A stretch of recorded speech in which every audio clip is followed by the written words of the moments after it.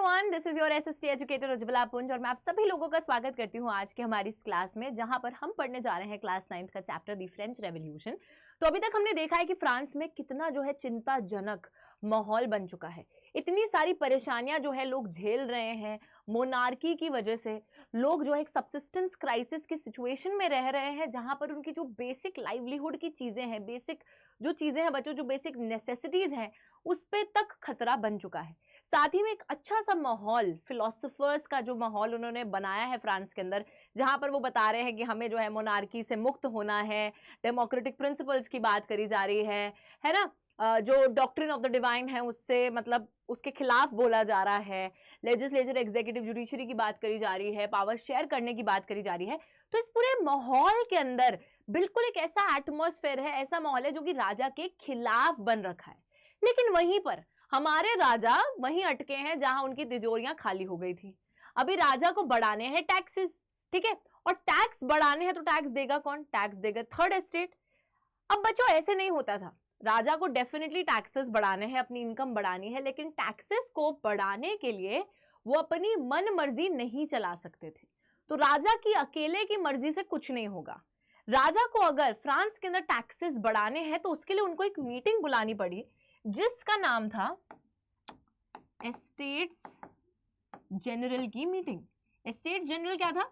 Estates general एक political body थी जिसके अंदर हर एस्टेट के रिप्रेजेंटेटिव्स आते थे, ठीक है। तो अभी क्या है, अभी राजा की तिजोरियां खाली हो गई तो उन्हें टैक्सेस बढ़ाने हैं, लेकिन टैक्सेस वो खुद से नहीं बढ़ा सकते, इसलिए वो एक मीटिंग बुलाते हैं एस्टेट्स जनरल की, जो कि एक पॉलिटिकल बॉडी है जहां पे तीनों एस्टेट्स के रिप्रेजेंटेटिव्स यानी कि प्रतिनिधि मौजूद रहेंगे। अब देखिए यहां पर फर्स्ट एस्टेट से, ठीक है, जो फर्स्ट एस्टेट से है 300 लोग आएंगे, सेकेंड एस्टेट से भी यहां पर 300 ही लोग आएंगे, और जो थर्ड एस्टेट है, थर्ड एस्टेट से यहां पर 600 लोग आएंगे। अब आप सोचेंगे ये नाइंसाफी क्यों है कि फर्स्ट और सेकंड एस्टेट से अगर सिर्फ 300 लोग आ रहे हैं तो थर्ड एस्टेट से 600 क्यों आ रहे हैं? तो बच्चों आप खुद सोचिए कि थर्ड एस्टेट जो कि फर्स्ट और सेकंड एस्टेट के मुकाबले काफी ज्यादा बड़ी है इन टर्म्स ऑफ पॉपुलेशन, जहां पे बिजनेसमैन भी आते हैं, ट्रेडर्स भी आते हैं, बट पेजेंट्स भी आते हैं, पुअर लोग भी आते हैं, तो इतनी बड़ी एस्टेट को रिप्रेजेंट करने के लिए सिर्फ 600 लोग लाए जा रहे हैं, बल्कि इससे भी ज्यादा रिप्रेजेंटेटिव्स होने चाहिए थे, ठीक है। तो यहां तक बात क्लियर हो गई है। तो फर्स्ट और सेकंड एस्टेट ने 300 लोग और थर्ड एस्टेट ने 600 लोग इस मीटिंग में भेजे। अब यार मीटिंग में ना वोटिंग होती थी, जैसे राजा ने बोला कि मेरे को टैक्सेस बढ़ाने हैं तो इस पर वोटिंग होगी, और वोटिंग इस तरीके से होती थी, ध्यान से सुनना, कि हर एस्टेट का एक वोट हुआ करता था। मतलब फर्स्ट एस्टेट भी एक ही वोट करेगा, सेकंड एस्टेट मिलकर सिर्फ एक ही वोट दे सकता है, और थर्ड एस्टेट देकर भी सिर्फ एक ही वोट दे सकता है। मतलब 600 लोग मिलकर बस एक वोट दे रहे हैं कि यस या नो, या फर्स्ट एस्टेट वाले भी सब मिलकर यस या नो बता रहे हैं। अभी यहाँ पर थर्ड एस्टेट के लोग जो काफी पहले से क्रोधित हैं, ठीक है, अब वो इस मीटिंग में आ जाते हैं, तो वो ना एक चीज बोलते हैं राजा को, यार अब ना हम ये जो पुराना घिसा पिटा तुम्हारा तरीका चल रहा है, हम इससे वोट नहीं देंगे, बल्कि हम वोट देंगे 1 पर्सन 1 वोट के हिसाब से। हर इंसान का एक वोट होना चाहिए। मतलब अगर हम 600 लोग हैं तो 600 वोट हम देंगे, 300 लोग हैं वो 300 देंगे, और वो भी 300 देंगे। तो ऑब्वियसली वो कह रहे हैं ना, देखो हमारी जनसंख्या ज्यादा है, हमारी रिप्रेजेंटेशन ज्यादा है, so we want to give those many votes, और हर किसी का बराबर से होना चाहिए। तो 1 पर्सन 1 वोट होना चाहिए, ना कि आप 600 लोगों को सिर्फ एक ही वोट दिलवा रहे हो। अब राजा के आगे वो ये बात पेश करते हैं, बट हमारे राजा ठहरे बहुत ही ज्यादा डीठ। राजा जो है बच्चों इस बात को बिल्कुल भी मानते नहीं है। तो यहां पर हमारे थर्ड एस्टेट वाले भी डीठ है, वो लोग इस पूरी सभा से ही निकलकर चले जाते हैं, ठीक है, वो सभा से ही निकलकर चले जाते हैं कि यार ठीक है, तुम हमारी बात नहीं मान रहे ना, तो हमें भी तुम्हारी बात नहीं माननी है, हम तो जा रहे हैं। ये लोग फिर जाते हैं कि इंडो टेनिस कोर्ट में इकट्ठे होते हैं, और वहां पर ये बोलते हैं कि हम प्रण ले रहे हैं कि हम तब तक यहां से नहीं हिलेंगे जब तक हम फ्रांस के लिए एक नया संविधान नहीं बना लेते, एक ऐसा संविधान नहीं बना लेते जो कि राजा की इन पावर्स पर रोक लगा सके। तो आई होप ये बात बिल्कुल क्लियर है। अभी देखो हम यही चीज पढ़ेंगे, यहां पर यही चीज रीड करेंगे, तो चलिए फटाफट से देखते हैं। फ्रांस जो कि ओल्ड रेजिम का था, ओल्ड रेजिम सभी को पता है कौन सा टाइम पीरियड था, जल्दी से मुझे कमेंट्स में बताइए। ओल्ड रेजिम के टाइम पर मोनार्क के पास did not have the power to impose taxes according to his will. तो राजा अपनी मनमर्जी से टैक्स नहीं लगा सकता था, ठीक है। रादर उन्हें एक मीटिंग बुलानी पड़ती थी of the estates general, who would then pass his proposals for new taxes. तो एस्टेट जनरल की मीटिंग को बुलाकर ही प्रपोजल पास किया जा सकता है नए टैक्सेस को लगाने के लिए। अभी क्या होता है, however monarch alone could decide when to call a meeting of this body. The last time it was done was in 1614. तो लास्ट टाइम जब ये मीटिंग बुलाई गई थी 1614 में बुलाई गई थी, लेकिन यार ये जो पावर थी मीटिंग बुलाने की एस्टेट जनरल की, ये पावर सिर्फ राजा के पास थी। ऑल्दो टैक्सेस बढ़ाने की पावर नहीं थी, बट हाँ एस्टेट जनरल को बुलाने की पावर जरूर थी। तो राजा यहाँ पे मीटिंग बुला लेता है फिर से। अब देखिए होता क्या है, राजा को तुम ओवर कॉन्फिडेंस देखो। चलो फर्स्ट सेकंड एस्टेट के 300 रिप्रेजेंटेटिव्स आते हैं who were seated in rows facing each other on the two sides. तो आप यहाँ पे इस पेंटिंग में देख सकते हो, तो 2 रोज में बिठा दिया जाता है। प्रिविलेज है ना, तो उनको वैसा स्पेशल ट्रीटमेंट भी दिया जा रहा है, बिठा दिया गया है। एक जगह फर्स्ट एस्टेट बैठी है, उसके बिल्कुल सामने सेकंड एस्टेट के लोग बैठे हैं।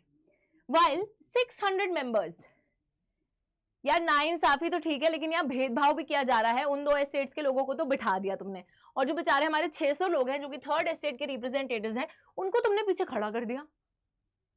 नाइंसाफी है। Peasants, artisans, women were denied entry to the assembly, but what about their grievances and demands? तो यार यहाँ पर जो किसान हैं, जो हमारे आर्टिसंस हैं, जो महिलाएं हैं, ये सब नहीं थे हिस्सा हमारी इस एस्टेट जनरल की मीटिंग का। लेकिन उनकी परेशानियों का क्या, उनके दुख का क्या? तो उनकी जो परेशानियां और दुख है ना, वो बहुत ज्यादा लंबी लंबी ऐसे चिट्ठियों में लाए गए थी पूरा, और ग्रीवेंसेस और डिमांड्स को लाया गया था। लेकिन उनको नहीं लाया गया था क्योंकि वो अलाउड ही नहीं थे।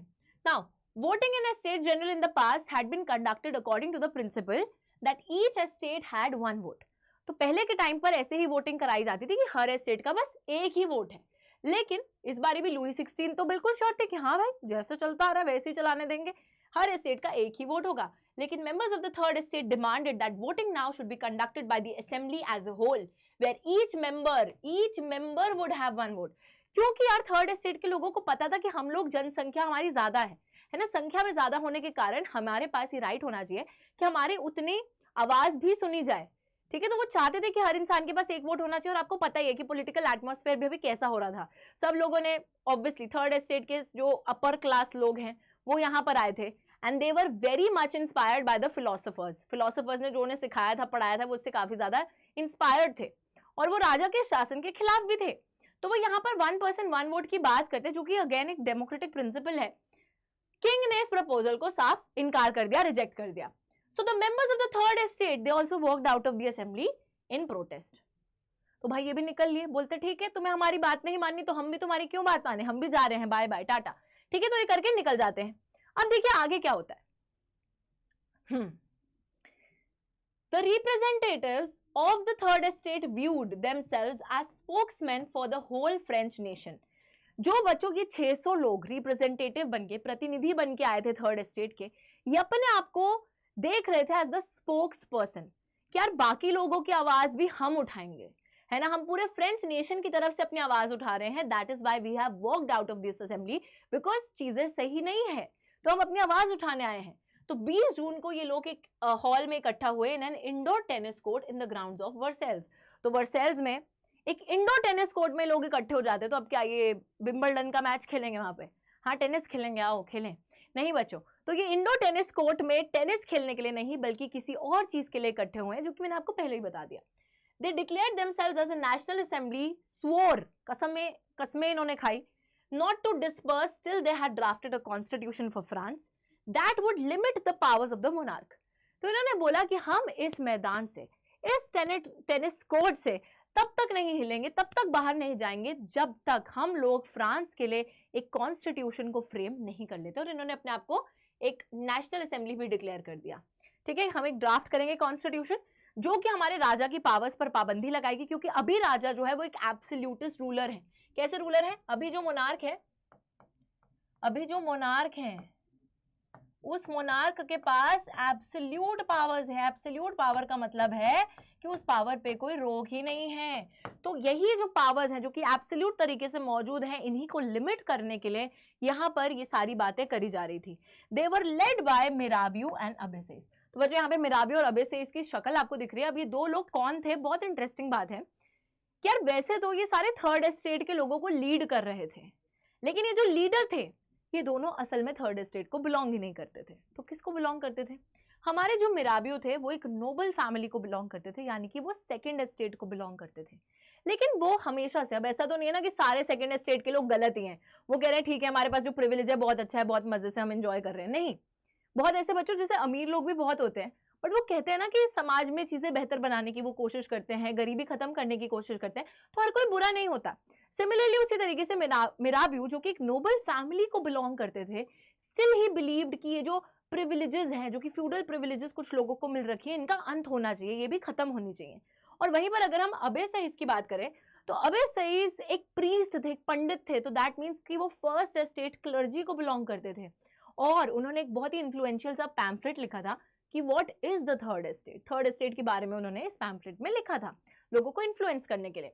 तो ये दोनों ही लोग भले लोग, और ये जो है इस असेंबली में इन्होंने भाषण भी दिए, सबको प्रेरित भी करा कि तुम्हें अपने लिए लड़ना है, और उनको उनका मोटिव भी बताया कि वो किस चीज के लिए लड़ रहे हैं और क्यों यहाँ पर इकट्ठे हुए हैं।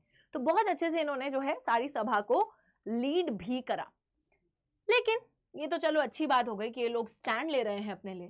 तो आप यहाँ पर देख सकते हो, ये जो है इंडोर टेनिस कोर्ट की एक पेंटिंग है, जहां पर आप लोग देख सकते हैं कि कितना हल्ला गुल्ला मच रहा है। तो ये 600 लोग जो हैं इकट्ठे हो रखे हैं यहाँ पर, और ये तब तक नहीं हिलने वाले यहाँ से जब तक ये एक संविधान नहीं बना लेते। आगे देखिए फ्रांस में कैसी स्थिति चल रही है, अच्छी नहीं चल रही। So as a severe winter had meant a bad harvest, the price of bread rose. Often the bakers exploited the situation and hoarded the supplies. तो क्या हो रहा था बच्चों, बहुत ज्यादा ठंड होने के कारण जो फसलें थी वो खराब हो जाती हैं। अब क्योंकि फसल खराब हो गई है, तो मैंने आपको पहले भी ये चीज बताई है, इकोनॉमिक्स का बड़ा सिंपल सा फंडा है कि अगर किसी चीज की सप्लाई कम है और अगर उसकी डिमांड ज्यादा है, ऑब्वियसली लोगों को खाने के लिए ब्रेड तो चाहिए, तो डिमांड ज्यादा है तो प्राइस क्या होगा, प्राइस बहुत ज्यादा इंक्रीज हो जाएगा। और यहाँ पर वही चीज होती है। तो ब्रेड का जो दाम है वो बहुत ज्यादा बढ़ गया है, और जो बेकरीज हैं, जो बेकर्स हैं, जो कि ब्रेड बेचा करते थे, उन्होंने इस सिचुएशन का काफी अच्छे से फायदा उठाया। वो लोग क्या करते थे, जो कम सप्लाई है उसको और कम दिखाने की कोशिश करते थे कि सपोज मैं एक बेकर हूं और मेरे को पता है कि यार सिर्फ 20 पैकेट ब्रेड के आए हैं, लेकिन मैंने क्या करा, 10 पैकेट छुपा लिए, और मैं लोगों को बता रही हूँ कि यहाँ तो सिर्फ 10 पैकेट पड़े हैं।